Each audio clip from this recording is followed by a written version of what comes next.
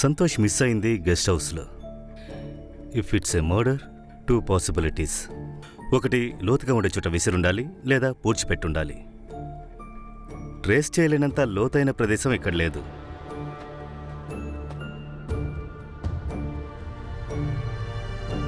So it's burial.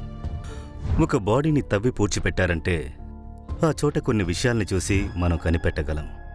ఒకటి, అక్కడ కొత్తగా పెరిగే చెట్లు. ఒకటి, చుట్టూ ఉన్న చెట్ల ఎదుగుదల ఎక్కువగా ఉంటుంది. అలాగే అక్కడ కొత్తగా ఏర్పడే జీవులు, చీమల్లాంటి చిన్న చిన్న జీవులు అక్కడికి రావడం మొదలవుతుంది.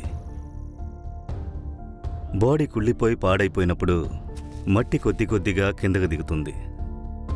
మట్టి సెటిల్మెంట్ తెలియకుండా ఉండడానికి మామూలుగా బాడీని పూడ్చాక మట్టిని పోస్తారు.